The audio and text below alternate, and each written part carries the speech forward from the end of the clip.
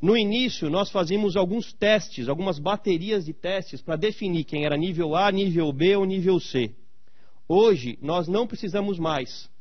Nós fazemos um sistema de quali, que acontece um período antes da competição propriamente dita começar. Nesse período quali, os próprios professores da modalidade definem quem é nível A, quem é nível B, quem é nível C. Com isso, a gente zerou aquela possibilidade de ter um jogo de basquete de 80-0.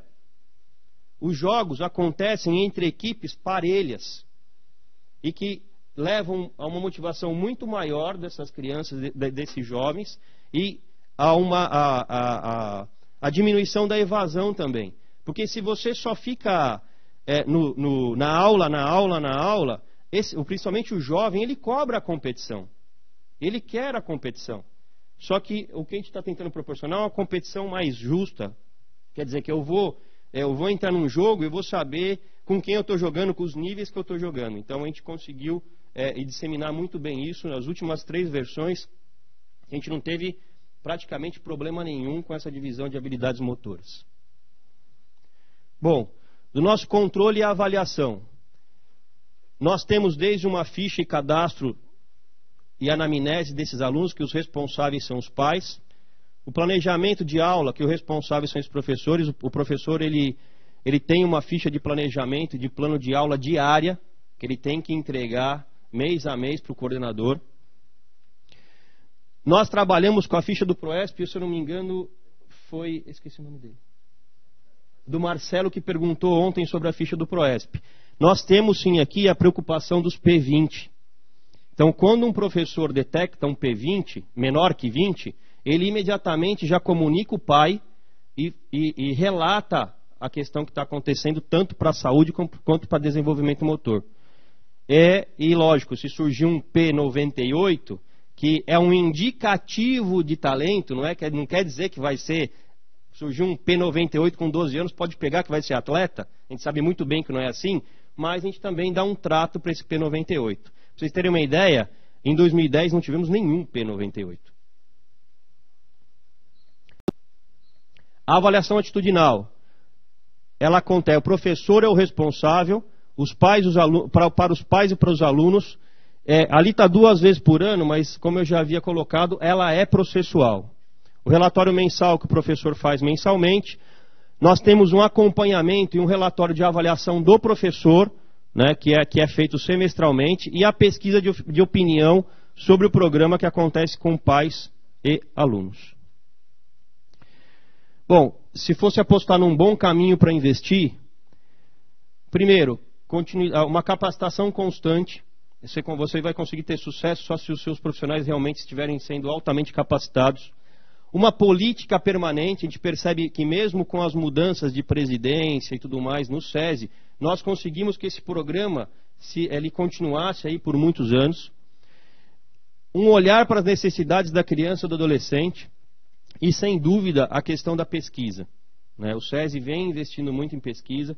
O professor Lamartine falou de algumas publicações de ontem. Nós temos uma publicação de impacto social, da relação de valor econômico, quando você investe no esporte para o industriário, e o quanto que isso reverte em valor econômico para a sociedade. Já está aí, já vai estar no mercado daqui a pouquinho. A ideia é que se faça uma pesquisa de impacto social também com o PAF. Então, do futuro.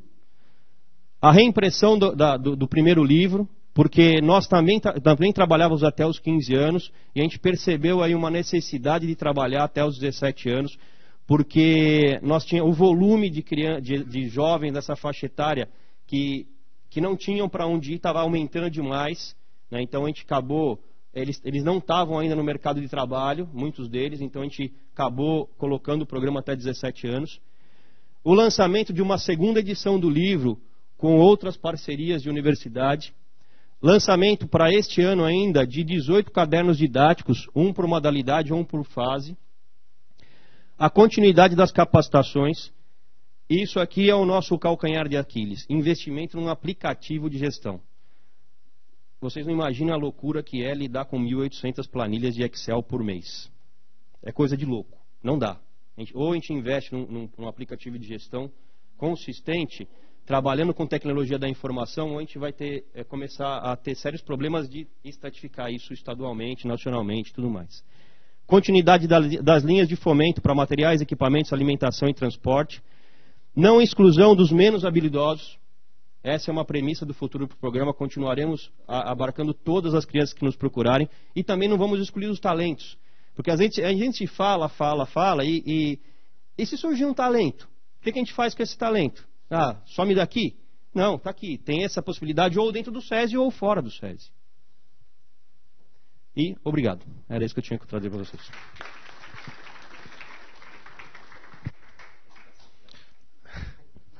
Bom, vamos abrir para perguntas, mas antes de começar as perguntas, é só um pequeno alô aqui do Cristiano Berezoski, que já mandou um e-mail para a gente, ele está ligado aí na gente. Ele diz o seguinte, que no dia 1º de maio, acho que é um alô para você, que no dia 1º de maio o SESI, em parceria com a Associação Corville de Atletismo, realizou um evento de corrida de rua e maratoninha com as crianças do PAF, que foi um sucesso. Obrigado. Então, alguém quer fazer alguma pergunta? Eu tenho uma pergunta, vou começar então eu fazendo uma pergunta. Minha pergunta é o seguinte: como que vocês trabalham os temas transversais? Porque os alunos fazem aula 2 vezes por semana, né, os alunos na fase inicial, né, antes de entrar do treinamento. Esses temas transversais são trabalhados dentro dessas 2 aulas semanais? E se sim, caso a resposta seja sim, se as aulas trabalham, quais são as características dessas aulas de temas transversais? Elas são aulas adaptadas à ideia da aula de movimento, de aula prática? Se a resposta for não, uma aula for de não movimento, eu perguntaria se há uma dificuldade, se os alunos, qual é a receptividade dos alunos, porque a expectativa deles é aula prática. Se vocês levam ele para uma sala, para assistir um vídeo, eles reclamam muito. Como é que é isso? Ou como é a periodicidade dessas aulas de temas transversais? As 2 primeiras são sim. Ela é trabalhado dentro das aulas, é colocado dentro do planejamento de aula, e como são 6 os temas transversais, a gente trabalha por bimestre. Né? Então é inserido isso dentro do conteúdo do planejamento de aula desse professor, que a cada aula insere o seu plano dentro da dimensão dos conteúdos. Né? Então ele fala como ele vai trabalhar aquela aula no aspecto conceitual, o que ele vai fazer e como ele vai trabalhar a atitude daquele aluno. Aí já na prática, numa situação prática? Numa situação prática. De dentro, na quadra? O trabalho é 100% prático. Pode ter um vídeo, pode ter um trabalho diferenciado, pode ir lá assistir uma palestra com um atleta, pode. Mas a grande maioria das aulas acontecem presencial, na forma da prática, e o trabalho dos temas transversais acontecem durante a prática. Tá, então ela é moldada numa situação do ensino do movimento. Sim.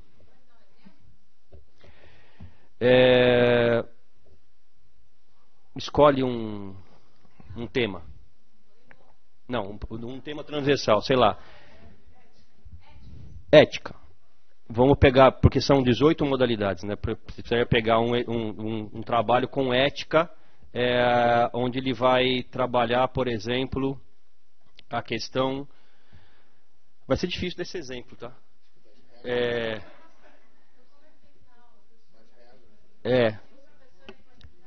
Por exemplo, em relação às regras, tá? Vamos trabalhar, se o tema a trabalhar é ética. E aquele aluno, ele fala que ele entendeu a regra, e ele realmente não cumpre aquele dever daquela regra. E aí isso pode ser para qualquer tipo de aula, por exemplo. Então, isso perpassa o momento da aula como um todo, tá? Podem ter momentos específicos onde eu paro para reflexão, que pode ser no momento específico da aula, como pode ser no final desta aula, no momento de roda de conversa ou tudo mais, tá? Mas para falar especificamente do conteúdo do planejamento de aula, estou 100% à tua disposição, né, e inclusive com visita aos núcleos e envio dos planos de aula para você estudar junto com a gente. Tá? Dei um exemplo geral, tá? Você tem uma noção da ideia dos alunos, aceitação desse tipo de intervenção? Os alunos gostam ou acham que tem alguma coisa diferente nisso? Até o esporte 1, até os 12 anos de idade, isso é trabalhado com muita tranquilidade. Essa é a nossa... o que a gente tem acompanhado. Percepção. Os alunos mais velhos, eles não têm tanta paciência. Tá, ok. Nós temos uma pergunta. Boa tarde. Parabéns pelo projeto. E eu queria saber quais são as modalidades que são praticadas e como é que vocês selecionaram essas modalidades. E também como é que é feito o processo de seleção dos professores para trabalhar com vocês. Vou começar pela segunda, tá? O processo de seleção, ele é um processo de seleção pública. Ele não é um concurso, porque o sistema não precisa fazer concursos, mas ele é obrigado a fazer um processo seletivo público. Então, um processo seletivo público.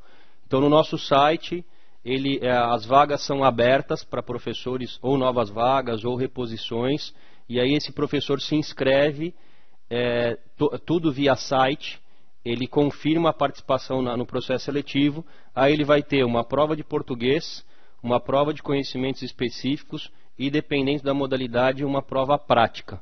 E aí esse professor é escolhido para trabalhar dentro do SESI.